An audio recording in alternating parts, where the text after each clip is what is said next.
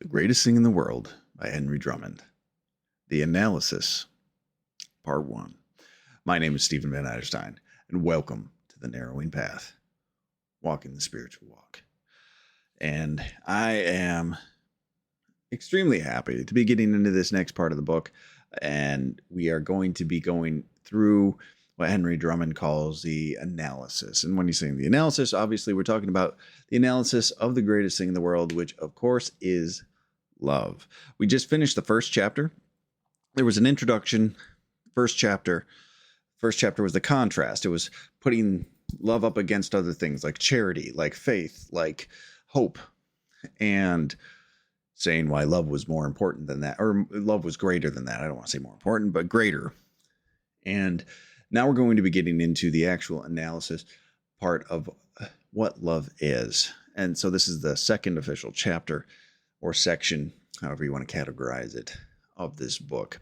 Now, I will be reading again out of this version. This is a 1890 copy. And there are some substantial differences between this and the newer versions. The version most of you are going to be able to buy as much has added information from this one. And I enjoyed this one. I actually like this one a little bit better because it's more succinct. It's to the point. It doesn't have a lot of filler in it. And I think that's important. I appreciate that about how Henry Drummond presented this first. I still haven't been able to find who actually did the revision. I'm guessing it was probably Drummond himself later on, to be fair. But since I can't confirm that, I'm going to go with the earliest printing I can find still. So I'm going to begin. And to be fair, this reading doesn't actually have chapters. I'm referring to it as chapters because of the newer printing, but it's just one continuous lecture in this. And it's broken up into the similar stages. So I'm going to follow along at least so with that, so you guys can know where we're at. But if you're following along with your own text, you're going to find that it's different than the common reproductions you're going to you find today. So let's go ahead. We're going to do the full reading. We're going to be doing the introduction to this section, which takes us from what the analysis is to to right before the first discussion of one of the parts of love that we will be exploring in this first introduction, or introducing more so in this first section of the chapter. So here we go. This is Henry Drummond's The Greatest Thing in the World. Second section, the analysis, based on 1 Corinthians 13. After contrasting love with these things, Paul, in 3 verses, very short, gives us an amazing analysis of what the supreme thing is. I ask you to look at it. It is a compound thing, he tells us. It is like light. And as you have seen a natural philosopher take a beam of light and pass it through his crystal prism, and as you have seen it come out the other side of the prism, broken up into its component colors, red and blue and yellow and violet and orange and all the colors of the rainbow, so Paul passes this thing, love, through the magnificent prism of his inspired intellect. And it comes out on the other side, broken up into its elements. And in these words, we have the spectrum of love, the analysis of love. Will you observe what these things are? Will you notice that they have common names, that they are virtues which we hear about every day. They are things which can be practiced by every man in every circumstance of life, and how by a multitude of small things and ordinary virtues the supreme thing, the summum bonum, is made up. The spectrum of love has 9 elements, 9 colors, 9 ingredients. Patience, love suffereth long. Kindness, love is kind. Generosity, love envieth not. Humility, love vaunteth not itself, is not puffed up. Courtesy, Love doth not behave itself unseemly. Unselfishness. Love seeketh not her own. Good temper. Love is not easily provoked. Guilelessness. Thinketh no evil. Sincerity. Rejoiceth not in iniquity, but rejoiceth in truth. In the truth. Patience, kindness, generosity, humility, courtesy, unselfishness, good temper, guilelessness, sincerity. These make up the supreme gift, the stature of the perfect man. We talk a great deal of peace with God. God says much about peace on earth, goodwill toward men, and you will observe that these things, all these virtues and graces, are in relation to men, in relation to life, in relation to the known today and the near tomorrow, and not the unknown eternity. There is no time to do more than make a passing note upon each of these ingredients. And that is where we're going to stop today. And there is a lot we're going to have to cover. That reading, I mean, it's only 2 pages, one front and back page, technically. But there is just so much in there. I absolutely, I'm amazed how he breaks it down. And and how he sets it up for the rest of the chapter too. And like introduces, like, this is the analysis of this whole thing. And this is what we're going to talk about for the rest of this analysis chapter. So it's a beautiful comparison that he makes as well, right in the beginning of this thing, as to understand what Paul is doing when he is describing what love is, right? So I'm going to read that again to give you some context as to what we're looking at right now. So he says, it is where am I starting from? Yeah, it is a compound thing, he tells us. It is like light. And as you have seen a natural philosopher take a beam of light and pass it through a crystal prism, and you have seen it come out on the other side of the prism, broken up into its component colors, red and blue and yellow and violet and orange, and all the colors of the rainbow, so Paul passes this thing, love, through the magnificent prism of his inspired intellect. And it comes out on the other side, broken up into its elements. And in these words, we have the spectrum of love, the analysis of love. So there we go. I mean, right there, he is telling us this is what we're going to be talking about for this chapter, the analysis of love. And this is and Drummond's going to be expanding on what Paul talked about here and bring it to and put more relevant context and terms on it as we move forward. But the important thing here is he's establishing that Paul is making it very, very clear that though the greatest thing in the world is love, it breaks up into all of these virtues that all need to be embodied, that all need to be acknowledged and practiced to make up love. Love isn't just one of these things, right? To get white light, to get the light prior to passing through the prism, you have to have all of the colors within it, right? You can't just remove one and get the natural light again. That's not how it works.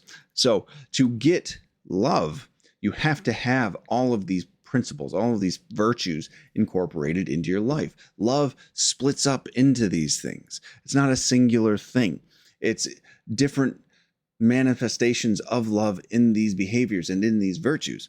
If you remember, we talked about in the contrast last week, well, both weeks actually. He contrasted love with charity, and he said charity can be a loving thing, though charity without love can be done in selfish ways.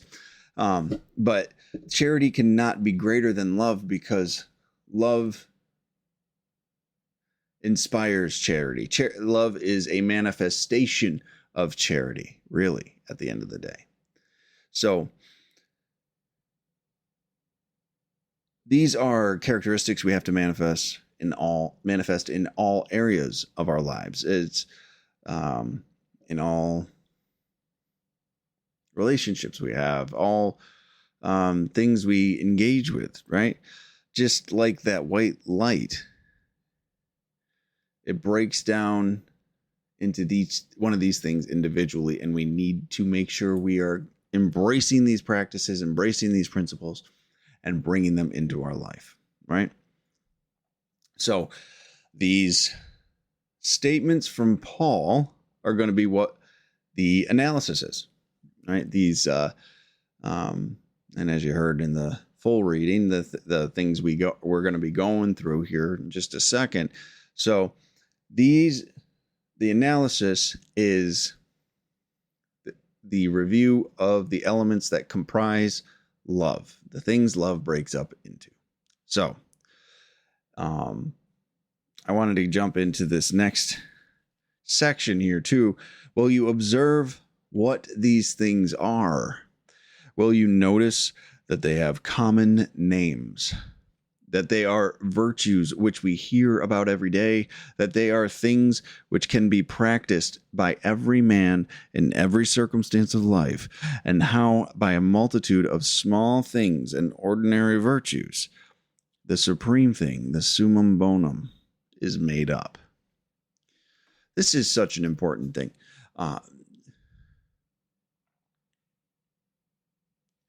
It's important to recognize these aren't some abstract set of ideas. These aren't some far-reaching principles that we can't obtain. These things aren't going to be hidden knowledge. It's not some surprise. Like, there's nothing listed in this analysis that's going to come as a shock to anybody at the end of the day. And these are normal virtues that are practiced all the time, or that are he says they're spoken about all the time. All right, what did he say? Will you observe that what these things are? Will you notice that they have common names, that they are virtues which we hear about every day? He says we hear about every day. Not that we practice every day, that we hear about every day. That's important. A lot of us like to talk about truth. A lot of us like to talk about kindness. A lot of us like to talk about generosity. A lot of us like to talk about these things. And we know we should be practicing them, and we know we should be incorporating them, and we know we fail at doing these things. We fail at embracing these character qualities and incorporating these practices in our lives. But many of us talk about it all the time. Many of us put ourselves in situations where it's obvious that we are avoiding incorporating them, though we might give them lip service. So there's a lot of people that talk about it. There's a lot of people that are aware of these virtues, but it's the practice that we're going to be having to really address.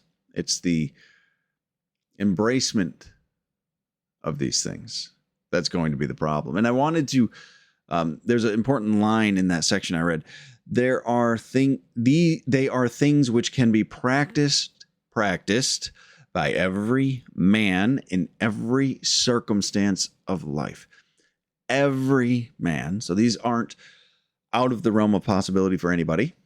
Everybody can grab onto these. Everybody can start embracing these characteristics. And the biggest one, or the part that I think is most important about that statement, in every circumstance of life. Now, why this is important? Because we like to be picky and choosy. We like to practice these principles when they suit us. We like to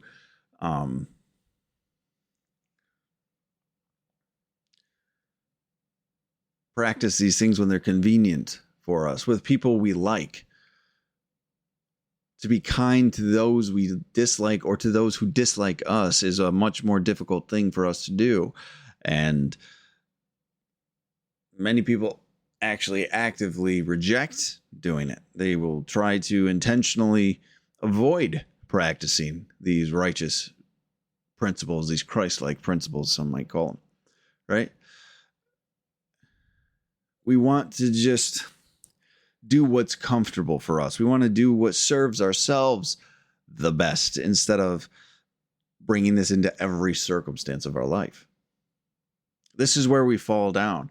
We all know these things are good. We all know that we should practice them to the best of our ability, but we don't want to bring them into every area of our lives. If you're in a 12-step program, you might recognize this type of language in that 12th step and practice these principles in all our affairs. Right? All of these authors, whether it's Emmett Fox, whether it's James Allen, whether it's Henry Drummond, whether it's V.C. Kitchen from the Oxford group, whether it's any of these authors and these individuals that helped contribute to the 12-step movement and were these spiritual writers back in the early 1900s, late 1800s, talk about this, right? That it is at all times, with all people, in all circumstances, in all areas of life. It's not just when you deem it appropriate, right? We don't get to make that call when it's appropriate and not appropriate. We have these virtues to practice, and we practice them even when it's inconvenient. Even when we don't think it's going to serve ourselves the best, we still practice a truthful life. We still practice a kindness and a generosity and a charity of our character for the right reasons as well. We just don't like doing it. We really don't. At least I didn't. And I still don't sometimes. I'm going to be completely honest with you. I still don't sometimes. And every time I don't want to do it and I do the right thing anyway, it gives me the opportunity to take a look at myself. It gives me the opportunity to address the things that bar me from a genuine, authentic practice of these principles every time I don't want to do them. Right? And those are just growth opportunities. Those are just ways to progress my spiritual life and this walk with the God of my understanding. But I'll tell you, I will stomp my feet like I'm a 4-year-old child sometimes just because I don't want to do it. I don't want to have discipline. I don't want to be of service. I want to be selfish. I want to do what I want. I want to do what makes me feel good in a moment. To be fair, sometimes I'll do that. And guess what? Never benefits me. Always plays against my best interests. There's always regret. There's always a knowing that I did something wrong. But I'll still do it every once in a while from time to time. Even though I have this podcast, even though I talk about the things I talk about, I am still an imperfect human that is striving to be better. There are days where it doesn't always work out that way. So,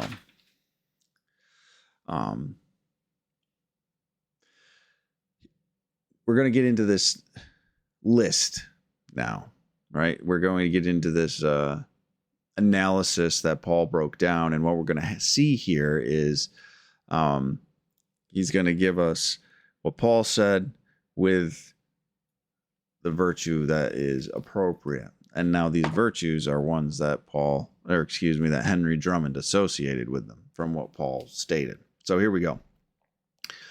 The spectrum of love has 9 elements, 9 colors, 9 ingredients.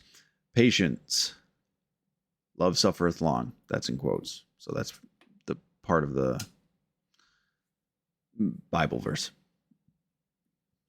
Kindness. The quote is, and is kind. Generosity. The quote, love envieth not.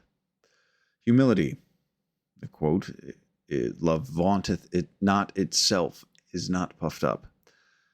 Courtesy. Love doth not behave itself unseemly. Unselfishness, love seeketh not her own. Good temper, love is not easily provoked. Guilelessness, thinketh no evil. Sincerity, rejoiceth not in iniquity, but rejoiceth in truth. So, there we go. That's Henry Drummond is taking the exact words of Paul and equating them to a principle. He's saying this is the principle that we're going to pull out of this. This is going to be the category it falls under, right? And he just wants to start the association. Like these are the virtues in a simple one word form that Paul is referring to that comprises what love is. And then, which is pretty amazing when you think about it, to give the classification, to be able to wrap everything Paul said up into 9 words of virtue rather than the more wordy, expansive way that Paul did it.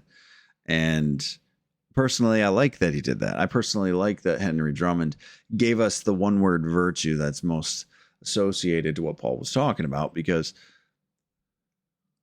it's easier for me to remember. Simply, it's easier for me to say, be patient rather than suffereth long.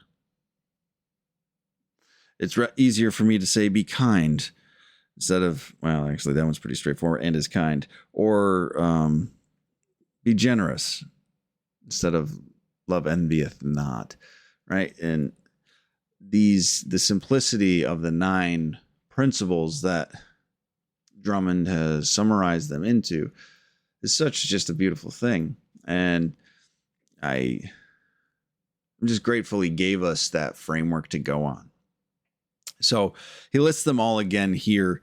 At the beginning of the next paragraph, he says, patience, kindness, generosity, humility, courtesy, unselfishness, good temper, guilelessness, sincerity.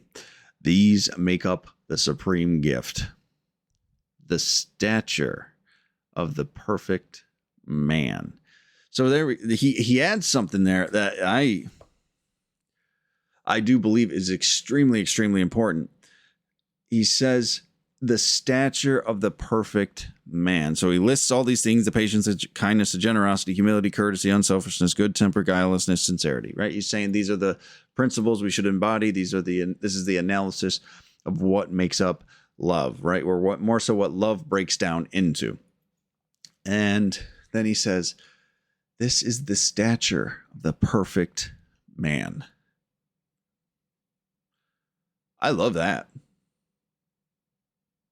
What a fantastic statement.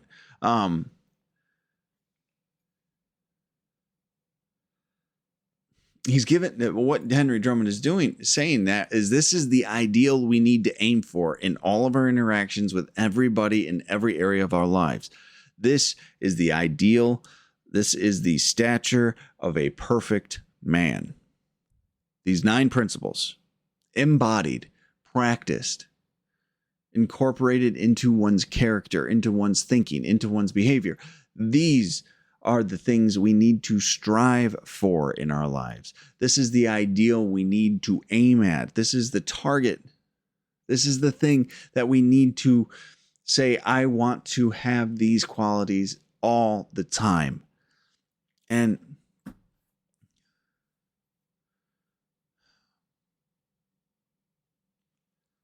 I'm not naive to think that I'm going to talk about this, or I'm going to say this, or I'm going to highlight this more so from what Henry Drummond is talking about, and think people are just going to do it. I've got to tell you, I don't even do it, because it's as much as I aim for this. I aim for these qualities. I aim for these principles. I aim for these virtues on a daily basis, but I fall short. Because no matter how much we talk about it, no matter how much justification you can put into your mind, our nature for so long has been to be selfish and to be self-centered and to do things that serve ourselves primarily, right? And to look out for numero uno, as they might say, to do what you have to do to get what you need to get, rather than live a principled life, live a virtuous life. We live a life that serves ourselves, and we have lived a life that served ourselves for an extremely long time. We have a lot of bad habits. We have a lot of bad behaviors. We have a lot of bad thoughts and words and actions that have been incorporated over a long period of time that doesn't just go away overnight. As much you can agree with these 9 virtues and principles completely intellectually, but it takes some intentional practice to actually incorporate them. You're going to fall down. You're going to screw this up. You're going to be selfish without even realizing it.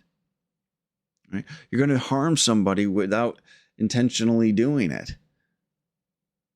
You're going to have human failings still. But the beautiful thing about it is we get the opportunity to work on this and continue to move forward. We continue to strive for this idea. We could continue to strive for this stature of a perfect man. That doesn't mean we slip into the self-pity and the shame and the depression because we've screwed up a couple of things along the way when we've decided we want to do better. No, we learn the lessons and we keep on moving forward. Self-pity is one of the worst defects of character that a person can have. So we take this target and we constantly are striving towards it. This stature of a perfect man with these character qualities involved. We continue to strive for it.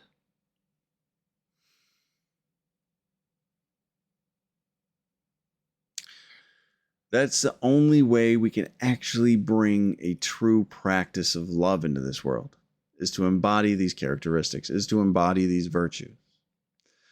A lot of people like to say, well, I'll just be the kind. I'll just practice kindness in all that I do, and that'll be my love to others. And it's like, we're missing the point. That is a piece of love, but a true practice of love incorporates all 9 of these things, right? We talked pretty extensively about how charity can be a selfish thing. So you can't just practice charity alone. You have to practice it with all these other 9 things. And though you might fail, you have to keep getting back up and keep executing on this and keep moving forward with this.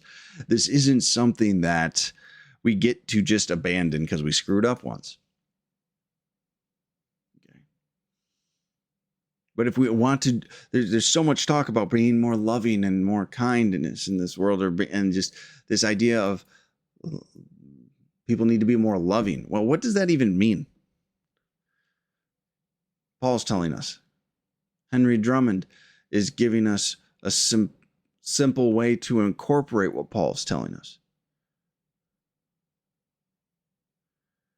You can't say we need more love in this world and then only practice it when it's convenient for you with a subset of people that you find appropriate to practice it with. That's not how love works. That's why we need all the pieces of love incorporated into our character, so love in its fullest embodiment can come into the world through us, from our practices and how we live. That is the goal of a spiritual way of life. That is the goal of why we do the things that we do, is to bring this essence of love, this spirit of a God, of our loving God of our understanding, and whatever understanding you have, into this world through our practice, through our strivings. And it's not just a little piece. We have to do it all. And that means we have to let go of our bad habits to the best of our ability and constantly be working on them and continuously be addressing them, regardless of what occurs. And then, let's see. The last reading we'll do from this section. We talk a great deal of peace with God.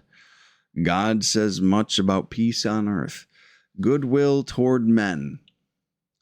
And you will observe that all these things, all these virtues and graces are in relation to men, in relation to life, in relation to the known today and the near tomorrow, and not to the unknown eternity. This aspect, you don't even realize how, well, I guess I'll keep it on me. I didn't even realize how important Drummond adding that was, because it grounded this topic for me. It brought it back into perspective, right? This is an important way he ends this introduction of what the analysis is, because this isn't some abstract set of principles, is what he's saying here.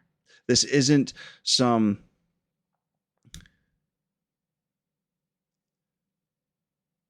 state of being that's obtained in some afterlife.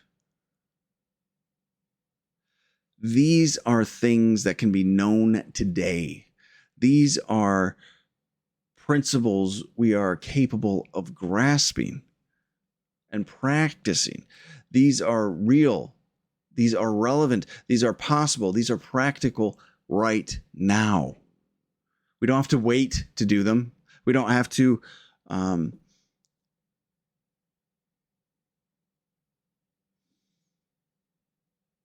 just surrender to the fact that we'll never be better. We don't have to wait for the perfect time to do them. We can practice these principles today. We can practice these concepts and these virtues today in our lives, right? These things are relevant to living today, tomorrow, right? These things are relevant to the way you conduct yourself in your relationships in this immediate moment. There's no excuse as to why we can't. There is no justification for to not honestly attempt to do these things. There isn't any reason we should be shying away from the practice. And that is what makes this so important. That is what makes this entire reading, this entire series that we're going to be going through together, important. Because these are not some lofty ideal that is unobtainable. Like at the beginning of this chapter, he said a lot of people talk about it. These are virtues that we know and name, but we have not practiced them. These are things we need to embrace.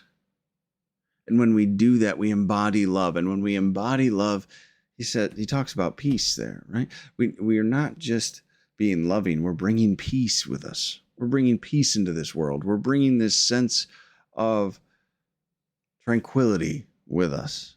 And this practice of a loving character and loving principles and loving virtue.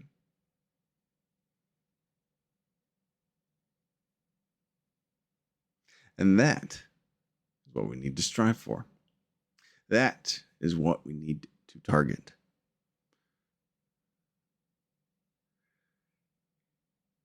To embody as all the aspects of love so that love might actually pour through us. And we can bring peace to this world. We can bring uplifting, joy, and freedom by just the way we conduct ourselves and practicing these 9 aspects of love. So that brings us to the end of the episode today, a little bit shorter. A couple of these might be pretty short because we're going to be going into each one of the virtues or principles that was stated by Henry Drummond. So next week we will be talking about, I believe it's patience. Let me look real quick. Yes, patience. And patience is really a short reading. So in this version, it's only 1 paragraph. I know in the newer versions, it's actually more. It's got 2 paragraphs with it. But again, I might reference some of the other material that the newer revised versions have in them, but I will be sticking to this version as we go forward. And I haven't found every single difference yet. I go right along with you guys on this. I read only what, though I have read it before too, to be fair, but the most recent thing on my mind is the most recent time reading this is when I'm preparing to do this podcast. So,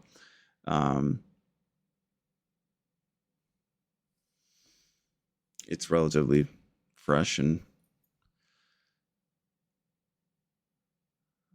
exciting stuff for me as well when I go through this. But so that means I haven't done a side-by-side comparison of both versions, this original writing and the new revised. I don't want to call it new, the revised version that was around at least in 1930 from one of the copies I have. So I might reference it, but I'm kind of trying to see if there's a pattern to the things that were added, if there was a theme to what was brought into it. So we'll see how it goes. But next week, we're going to be going through these 9 virtues one by one. And I am extremely excited about it because this is the stuff that if you really grab onto it can change your life. And that's been my direct experience with it too. So I'm looking forward to it when we talk about patience next week. So until then, thanks.